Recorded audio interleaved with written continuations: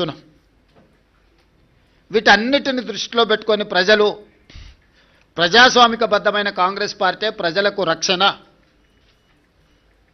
అందుకే ఈరోజు తెలంగాణ ప్రజలు కాంగ్రెస్ పక్షాన బలంగా నిలబడ్డారు.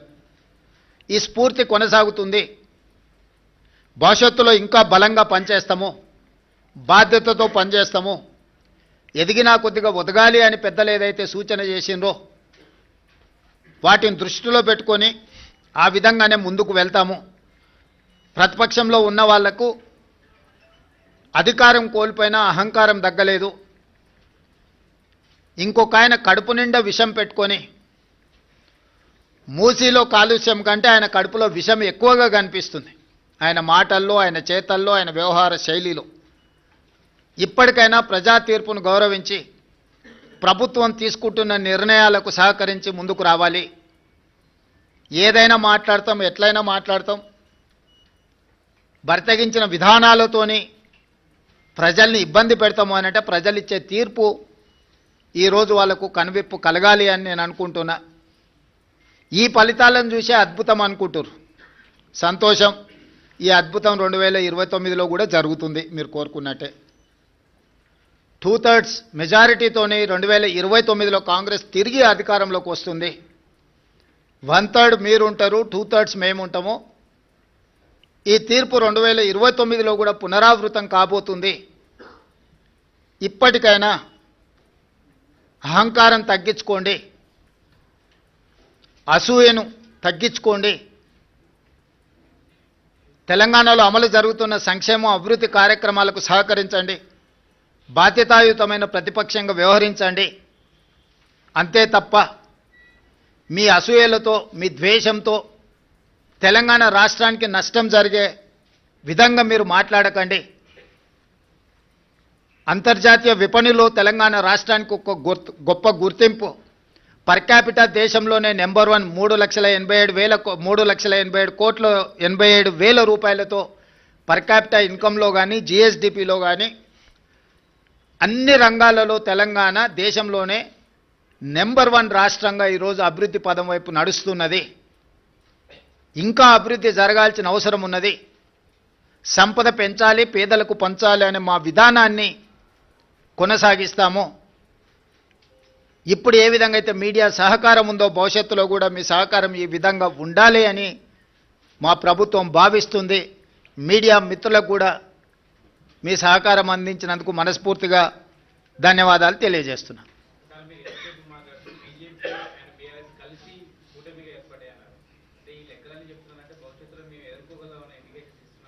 ఖచ్చితంగా దాంట్లో మీకు అనుమానం ఎందుకు? పార్లమెంట్ ఎన్నికల్లో వాళ్ళిద్దరు కలిసి వచ్చినా కూడా ఎదుర్కొని 8 సీట్లు సాధించినాం, 40% పైగా ఓట్లు సాధించినాం. ఇది భవిష్యత్తుకు పునాదులే. వాళ్ళిద్దరూ కలిసిమెలిసి పోటీ చేస్తారనేది. నిన్న కేటీఆర్ ఒక రోజు ముందు కేటీఆర్ మాట్లాడతారు, తర్వాత రోజు కిషన్ రెడ్డి మాట్లాడతాడు. సేమ్ ప్రెస్ మీట్ ఏదైనా చూడండి మీరు. కిషన్ రెడ్డి గారు ఇప్పుడే ఏదో జరిగిపోయినట్టుగా, బీఆర్ఎస్ ఉన్నప్పుడు అద్భుతాలు జరిగినట్టుగా, బీఆర్ఎస్ ఉంటేనే బాగుంటుంది అన్నట్టుగా కిషన్ రెడ్డి గారు వ్యవహార శైలి చూసిన తర్వాత మీకు ఏమైనా అనుమానం ఉందా? అందుకే చెప్తున్నా, వాళ్ళిద్దరు కలిసి 1/3, కాంగ్రెస్ ఒకటి 2/3. వాళ్ళిద్దరు కలిసి 33%, మేము ఒక్కరం 66%.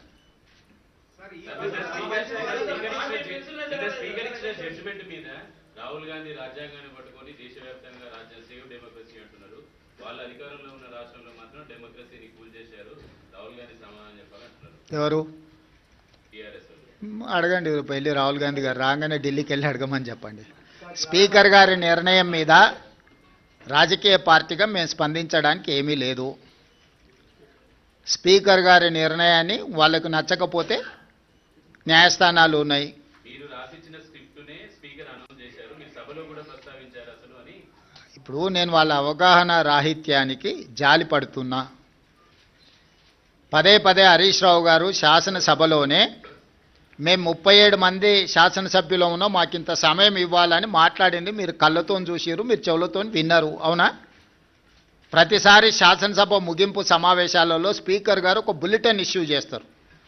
ఏ పార్టీకి ఎంతమంది శాసనసభ్యులు ఉన్నారు, వారు ఎంతెంత సమయం మాట్లాడినరని ప్రతిసారి బులెటిన్ ఇష్యూ చేస్తారు స్పీకర్ గారు. ఇప్పటివరకు జరిగిన అన్ని శాసనసభ సమావేశాల ముగింపులో స్పీకర్ గారు స్పష్టంగా ప్రకటించారు. ఏ ఒక్క రోజు కూడా స్పీకర్ గారి నిర్ణయాన్ని వాళ్ళు ప్రశ్నించలేదు. రెండవది, మొన్న జరిగిన శాసనసభ సమావేశాల్లో హరీష్ గారు స్పష్టంగా చెప్పిండ్రు, మా నెంబర్ 36, 37 ఉంది, మా సమయం ఇంత రావాల్సిందే, మాకంత సమయం ఇవ్వమని అడిగినరు. టీవీలో పేపర్లో మేము చూసిన ప్రతి నెల 5,000 రూపాయలు ఎమ్మెల్యేల నుంచి వాళ్ళ టీఆర్ఎస్ ఎల్పీ నిర్వహణ కోసము డబ్బులు కూడా తీసుకున్నారని. లావాదేవీలు బాగానే ఉన్నాయి, వ్యవహారం బాగానే ఉంది, వాళ్ళ పేరు మీద మైకు కావాలి, వాళ్ళ పేరు మీద మాటలు కావాలి, వాళ్ళ జీతాలలో వాటాలు కావాలి. మీ వాళ్ళనే మీ వాళ్ళు కాదు అని అనుకునే పరిస్థితి ఎందుకు దాపురించింది? ఇంత రాజకీయంగా ఇంత దుర్భరమైన, ఇంత నికృష్టమైన పరిస్థితి ఎవరికైనా వస్తుందా? సొంత పార్టీ ఎమ్మెల్యేలనే మా వాళ్ళు కాదు అని. మనం గతంలో చూసినాం పిల్లల్ని నమ్ముకునేటోళ్ళను, సంతలాల్లో వచ్చి పిల్లల్ని నమ్ముకున్నారని. కనీసం వాళ్ళు పేదరికం ఉండని నమ్ముకున్నారు అనుకున్నాం. మరి ఇప్పుడు వీళ్ళ విచిత్రం ఏందో, మేము మీ పిల్లలమే, మేము మీ వాళ్ళమే అని వీళ్ళు అంటారు, మీరు మా వాళ్ళు కాదని వాళ్ళు అంటారు. వాళ్ళు అదే చెప్తున్నారు కదా. ఎవరి ఇప్పుడు దాంట్లో ఎవరు మైనర్స్ లేరు, అందరు మేజర్లే కదా, విజ్డమ్ ఉన్నోళ్ళే కదా. ఆ మేజర్స్ విజ్డమ్ ఉన్నోళ్ళే వాళ్ళు ఎవరో చెప్తున్నప్పుడు నీ అభిప్రాయంతో నా అభిప్రాయంతో ఏం పని ఉంది?